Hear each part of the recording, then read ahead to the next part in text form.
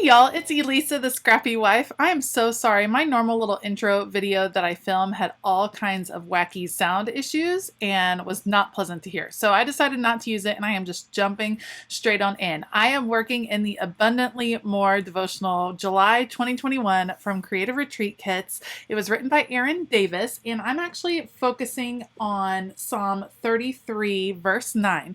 The devotional focuses on the feeding of the 5,000 and the story behind it and what we have to learn from that story. And I'm considering today in my journaling a time or times when I know that Jesus has spoken grace into my life. And I loved that she referenced Psalm 33:9 where it says, "For he spoke and it came to be, he commanded and it stood firm," because none of the amazing blessings, the grace that we've experienced in our lives is there unless Jesus speaks it. And so that's what I'm focusing on. I already typed out my journaling into one of these speech bubbles, and now I have an extra speech bubble that I'm using to kind of mask off, and I've picked the Abundant stamp from Creative Retreat from this month, and I'm using the Mermaid Teal ink.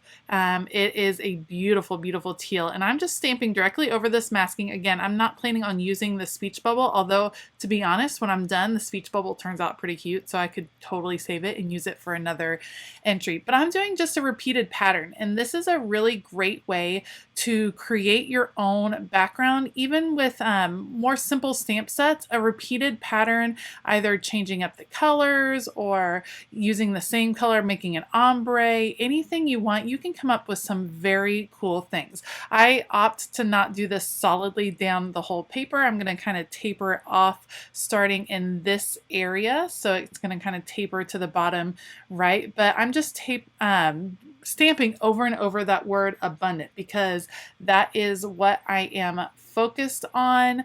The abundance that Jesus has granted me, has given me. I'm just blown away when I take time to reflect. And actually the point that I was thinking about is when I was in my early 20s and a newlywed or about to get married, and I decided to completely change careers. I was planning on being a professional musician for most of my life, and I just decided that it was not really going to be conducive to the type of married life that I wanted, and so I just walked away from it, and I decided perhaps teaching was where I wanted to go. And the ways that God just opened doors, the way he opened windows and it just turned out to be amazing opportunities, was really remarkable. And then the other time that I was focused on was when I decided I wanted to stay home, that I thought it'd be best for my family to stay home with the kiddos, and the way God stepped in and made that happen, the grace that he showed my family to provide for us in times that we really had no idea how we were going to make it work with just one income,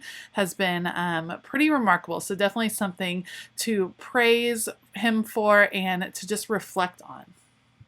Okay, so now I have all my stamping done. Doesn't that look so cool? I actually went over the top of the word abundant and used the word grace that also comes in the kit. I don't have a gray ink from Creative Retreat Kit, so I opted for my Distress Oxide ink. I think that was the pumice stone color, just a really light gray.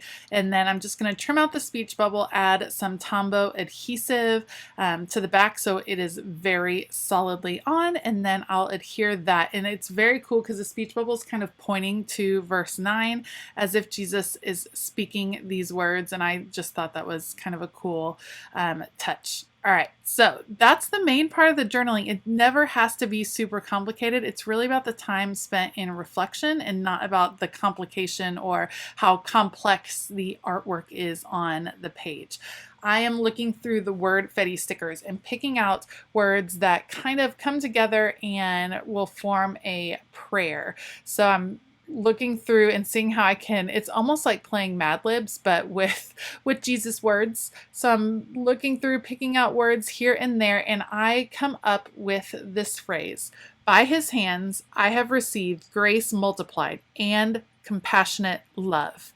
And what I will do is place those on the page. I always like to put a black box around these wordfetti stickers. I think it makes them pop off. So each time I put one down, I'll be adding that black box, and I'm going to have them kind of cascading down the page. And I also included the 2 fish stickers, which might seem kind of random because I'm actually not referencing the feeding of the 5,000, but when I come back to this page, then that will show me this reference point, if that makes sense, that the feeding of the 5,000, the way God provides when we don't see a clear way of being provided for, He is always there to meet our needs.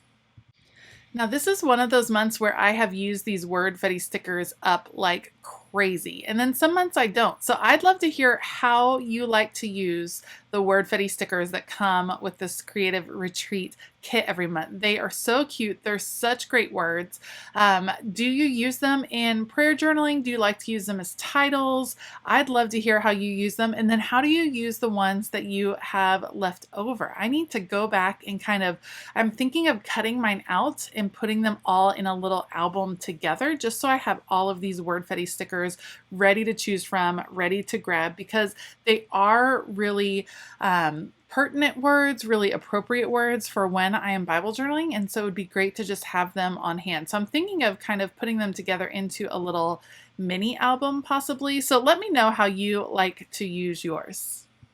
Up at the top, I've added a sticker tab and the title of Grace, and then I'm using these little tiny circle hearts to kind of connect the speech bubble to the tab. Now that tab is sticky on the back, so one way you can still use it as a tab is to pull out, I'm pulling out my EK Success tool. It's a powder tool that you can use for embossing, but basically it's just putting a light powder, and you can coat the back of the sticker so that it is not sticky anymore, and that way it's a easy tab to use. You can also just cover the back with some paper as well. All right, next up, I decided I wanted to add a little bit of color around the verse, so I picked out these little spotty dots from the stamp set this month, and I'm going to just do some generation stamping, which means getting the ink on the stamp once and then stamping it multiple times just to add some color over on that side of the page. I consider adding some stickers over there, but really couldn't get them to fit right, so I think this will be enough to kind of draw my attention over to the verse that I am focused on. And that should wrap it up for this entry. If you liked this video, please give it a thumbs up and consider hitting that subscribe button as well as the bell notification button. I will definitely link all of the supplies down below that I use, including a link to the Creative Retreat website so you can check out this beautiful devotional. It's a great one. You definitely don't want to miss it. I hope that you are enjoying this study, and I hope that you have a fabulous day. And as always, keep it creative.